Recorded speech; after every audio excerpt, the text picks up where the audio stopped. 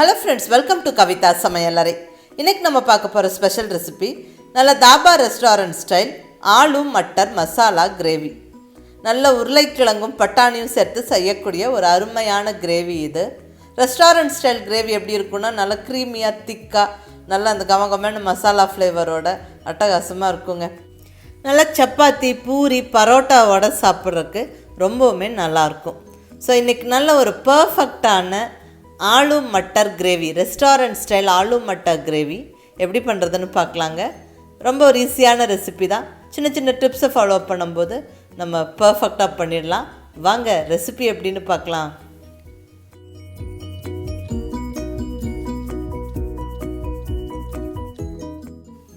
இங்கே இந்த உருளைக்கிழங்கு பட்டாணி மசாலா கிரேவிக்கு தேவையான உருளைக்கிழங்கும் பட்டாணியும் எடுத்து வச்சுருக்கேங்க. அதாவது ஒரு 200 கிராம் உருளைக்கிழங்க நல்லா அந்த மேலே தோலெல்லாம் சீவி எடுத்துட்டு நல்லா கொஞ்சம் பெரிய பெரிய பீசஸாக கட் பண்ணி வச்சுருக்கிறேன். இது கூட நல்ல பச்சை பட்டாணி, முளவிட்ட பச்சை பட்டாணி எடுத்து வச்சுருக்கிறேன். Sprouted green peas. இது கொஞ்சம் சாஃப்டாக இருக்கும், சீக்கிரமாக குக் ஆகிடும். ஸோ நான் டைரெக்டாகவே கிரேவியில் சேர்த்து வேக வைக்க போகிறேன். சப்போஸ் நீங்கள் ட்ரை பீஸ், அதாவது முளவிடாத காஞ்ச பட்டாணி ஊறின பட்டாணி மட்டும் யூஸ் பண்ணுறீங்க அப்படின்னா ஒரு 2 விசிலுக்கு ப்ரீ குக் பண்ணிவிட்டு யூஸ் பண்ணிக்கோங்க. இதே ஃப்ரெஷ் பட்டாணி ஃப்ரோசன் பீஸ் எல்லாம் யூஸ் பண்ணுறதா இருந்தால் நீங்கள் டைரெக்டாகவே கிரேவியில் சேர்த்துக்கலாம். ஸோ இப்போ பட்டாணியும் உருளைக்கிழங்கும் ரெடியாக இருக்குங்க. அடுத்தது கிரேவிக்கு தேவையான அந்த வெங்காயம் தக்காளி எல்லாம் வதக்கி நம்ம அரைக்க போகிறோம். இங்கே ஸ்டவ்வில் பேன் வச்சாச்சு. பேன் சூடானதுக்கப்புறம் 1 ஸ்பூன் ஆயில் சேர்த்துக்கிறேன். ஆயில் சூடான உடனே இங்கே நல்ல ஒரு 2 பெரிய வெங்காயம் நல்லா இப்படி கொஞ்சம் பெரிய பெரிய ரஃபாக பெரிய பெரிய பீசஸாகவே கட் பண்ணி சேர்த்துக்கிறேன். இது கொஞ்சம் வதக்கிடலாம் 1 நிமிஷம். இது வதக்கினதுக்கப்புறமா அடுத்தது பூண்டு இஞ்சி, இங்கே ஒரு 6 பல் பூண்டு 2 இன்ச்சு இஞ்சியும் நல்லா கட் பண்ணி போட்டுக்கிறேன். கூடவே ஒரு பச்சை மிளகா, ஒரு ஃப்ளேவருக்கு வேண்டி நம்ம இது போக மிளகாய் பொடியெல்லாம் சேர்க்க போகிறோம். ஸோ இதெல்லாம் நல்லா 1 நிமிஷம் வதக்கிடலாம். அடுத்தது தக்காளி சேர்த்துடலாங்க. இங்கே 2 மீடியம் சைஸ் தக்காளி நல்லா கொஞ்சம் ரஃபாக பெரிய பெரிய பீசஸாகவே கட் பண்ணி சேர்த்துருக்குறேன். ஏன்னா இது வதக்கி நம்ம அரைக்க போகிறோம். ஸோ ரொம்ப ஃபைனாக பொடியாக நறுக்கெல்லாம் வேண்டாம், அப்படியே பெரிய பெரிய பீசஸாகவே போட்டு நம்ம 1 நிமிஷம் வதக்கி விட்டுடலாம். அடுத்தது இங்கே முந்திரி பருப்பு சேர்த்துக்கிறேங்க. கேஷ்யூ நட்ஸ் இங்கே 6-7 முந்திரி பருப்பு சேர்த்துக்கிறேன். நம்ம முந்திரி பருப்பு சேர்க்கறதால நம்மளுடைய கிரேவி நல்ல க்ரீமியாக திக்காக ரொம்ப நல்ல டேஸ்ட்டாக இருக்கும். நம்மளுக்கு பக்காவான இந்த ரெஸ்டாரண்ட் ஸ்டைல் டேஸ்ட் வேணும்னா நம்ம முந்திரி பருப்பு அவசியம் சேர்க்கணும். இப்போ நல்லா கொஞ்சம் மூடி வச்சு வேக விட்டுறலாங்க.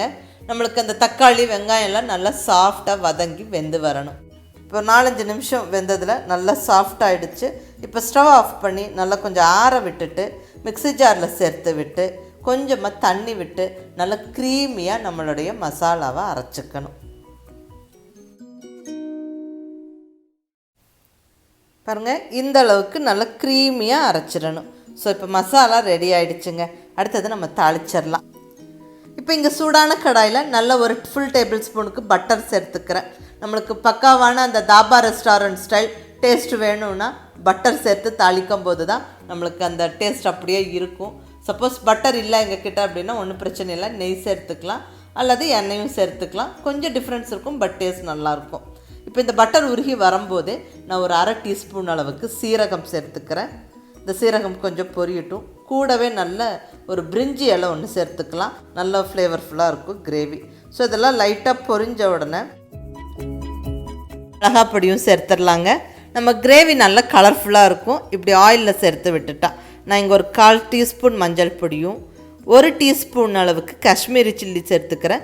கூடவே காரமான மிளகாய் பொடி ஒரு 1/2 டீஸ்பூன் சேர்த்துக்கிறேன். இந்த காஷ்மீரி சில்லி பவுடர் வந்து நல்ல கலர் கொடுக்கறதுக்கு வேண்டி காரம் பெருசாக இருக்காது. ஸோ ஆப்ஷனல், நீங்கள் வேணால் சேர்த்துக்கோங்க, இல்லைன்னா ஸ்கிப் பண்ணிவிடுங்க. மிளகாய் பொடி சேர்த்து ஒரு குயிக் மிக்ஸ் கொடுத்துட்டு கூடவே நம்ம அரைச்சி வச்சுருக்கிற மசாலா விழுதை சேர்த்து விட்டுடலாம். இதுவும் நல்லா கலந்து விட்டுடலாம். இப்போ தேவையான அளவு தண்ணி சேர்த்துக்கலாம். நம்மளுக்கு கிரேவி எந்த அளவுக்கு திக்காக வேணுமோ அதுக்கு தகுந்த மாதிரி தண்ணி சேர்த்துக்கணும். இப்போ மற்ற மசாலா பொடிகளை சேர்த்துடலாம். 1/2 டீஸ்பூன் அளவுக்கு மல்லித்தூள், 1 டீஸ்பூன் கரம் மசாலா, இதெல்லாம் நல்லா கலந்து விட்டுடலாம்.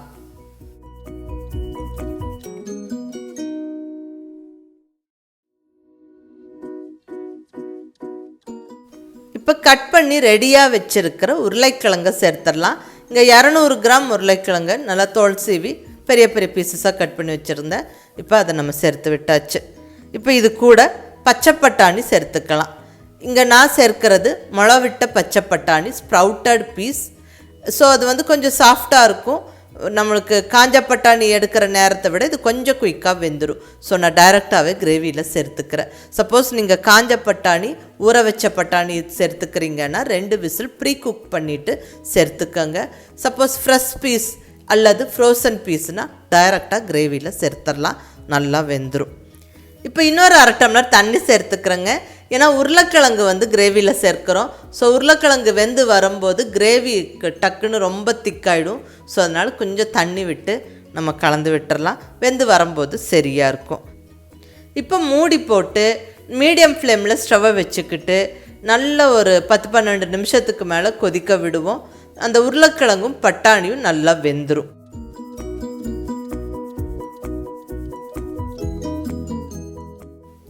இப்போ ஒரு 7-8 நிமிஷம் வெந்துருச்சு. இப்போ இந்த ஸ்டேஜில் நம்ம உப்பு சேர்த்துடலாம். ஸோ இந்த கிரேவிக்கு தேவையான உப்பு சேர்த்தாச்சு. கூடவே கொஞ்சமாக சர்க்கரை. எப்பவும் சப்பாத்தி பூரி பரோட்டாக்கு செய்கிற குருமாவில் கொஞ்சம் சர்க்கரை சேர்த்துக்கிட்டால் ரொம்ப நல்லா டேஸ்ட்டாக இருக்கும். ஸோ இங்கே சர்க்கரையும் கொஞ்சம் சேர்த்தாச்சு. நல்லா கலந்து விட்டுறலாங்க. மறுபடியும் நல்லா மூடி போட்டு நம்ம வேக விடுவோம். இன்னொரு 8-10 நிமிஷம் இது வெந்து வரட்டும். நல்லா அந்த உருளைக்கிழங்கும் பட்டாணியும் வெந்துடும். நல்லா கொதித்ததுக்கப்புறம் ஸ்டவ்வை சிம்மில் வச்சுட்டு ஒரு 2-3 நிமிஷம் கொதிக்க விட்டு எடுத்தால் பாருங்கள், நல்லா அந்த எண்ணெய் பிரிஞ்சிருச்சு. கிரேவி திக்காயிடுச்சு. நல்ல கமகமன்னு வாசனை வருது. இப்போ நல்லா பொடியான இருக்கிற கொத்தமல்லி இலையை தூவி விட்டு கிளறி விட்டுறலாம். பாருங்கள், உருளைக்கிழங்கு நல்லா பர்ஃபெக்டாக வெந்துருச்சு. அதே மாதிரி நம்மளுக்கு பட்டாணியும் நல்லா வெந்துருச்சு. பாருங்கள், நல்லா வெந்துருச்சு. அவ்வளோதான், ரெடி ஆகிடுச்சு நம்மளுக்கு. இப்போ நம்ம ஃபைனலாக நல்லா கசூரி மேத்தி கொஞ்சம் தூவி விட்டுறலாம். நம்ம தாபா ரெஸ்டாரண்ட் ஸ்டைல் கிரேவியெல்லாம் ட்ரை பண்ணும்போது கண்டிப்பாக இந்த காஞ்ச வெந்தயக்கீரையை கொஞ்சம் மேலால் தூவி விட்டாவே அந்த பக்காவான அந்த ஃப்ளேவரும் டேஸ்ட்டும் வந்துடும். கூடவே கொஞ்சம் பட்டரும் போட்டு விட்டுறலாம். அவ்வளோதாங்க, சுவையான aloo matar masala, dhaba restaurant style aloo matar masala gravy ஜம்முன்னு ரெடி ஆயிடுச்சு. உருளைக்கிழங்கு பட்டாணி மசாலா கிரேவி. சுட சுட இந்த கிரேவியை நல்ல சப்பாத்தி பூரி பரோட்டாவோட பரிமாறினா அட்டகாசமாக இருக்குங்க. நல்ல க்ரீமியாக நல்லா திக்காக இருக்குது பாருங்கள். அவ்வளோதாங்க, சுவையான இந்த கிரேவியை கண்டிப்பாக நீங்களும் ட்ரை பண்ணி பார்த்துட்டு எப்படி வந்துச்சுன்னு உங்கள் ஃபீட்பேக் சொல்லுங்கள். பிடிச்சிருந்தால் லைக் பண்ணி ஷேர் பண்ணி கமெண்ட் பண்ணுங்கள். கவிதா சமையலறை சப்ஸ்கிரைப் பண்ணி என்னுடைய மற்ற ரெசிபிஸும் வீடியோஸும் பாருங்கள். தேங்க்யூ.